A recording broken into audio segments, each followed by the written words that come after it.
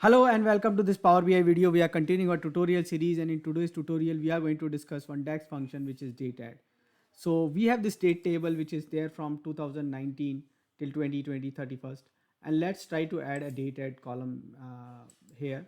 So with the help of Dateadd we are going to add a new column and where we are going to subtract, let's say, 1 year. So we'll call it as a date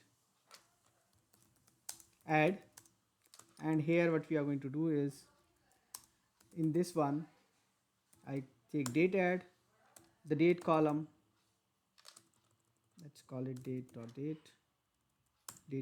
and then -1 and year. So what you're going to observe here is that date has required a continuous dates. First of all, that we know that the second thing is because the date is not available in this calendar, it's not going to show. So it's only for 2020 it is showing the dates, which is starting from 1st January 2020.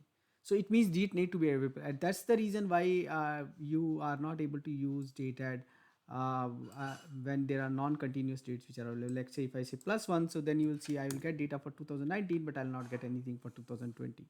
So if you want to use Dateadd, you definitely need to have continuous dates. So when we create like this dates mtd or something, and then we use Dateadd and the dates are not available, you can expect that you are going to get null values and you are not going to get the data out there. So calendar need to have those dates. So that's one of the things which we tell in time intelligence, that you are looking for a past year data. So the past year should be available here in the calendar, because we typically do date at -1 year or +1 year when we want to move 1 year ahead or 1 year back.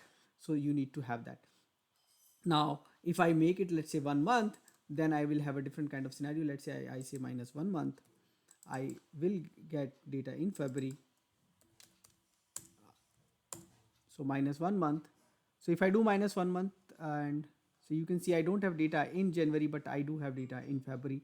So that is possible, means whatever data is not available, like 1 month, if December would have been available, I would have got data for January. But whatever you do, you will actually miss out 1 month, 1 year, that will not be available for that particular date.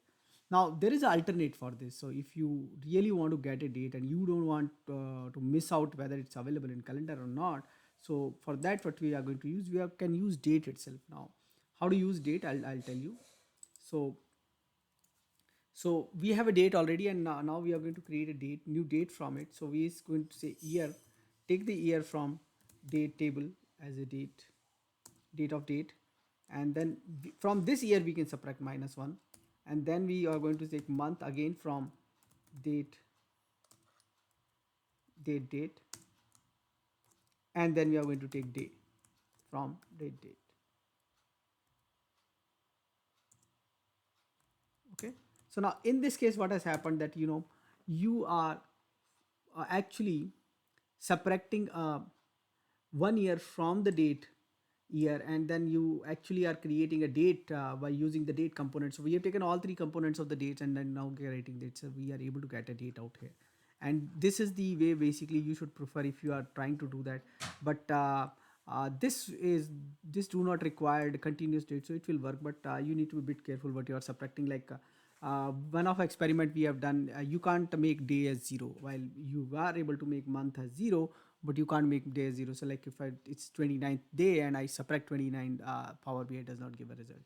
So that's the one place where, otherwise most of the other places you will be able to use date as Dateadd.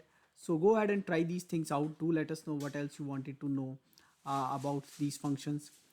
Thanks for watching this video. Subscribe to our channel, press the bell icon so that you can get notification for the new video. Thank you.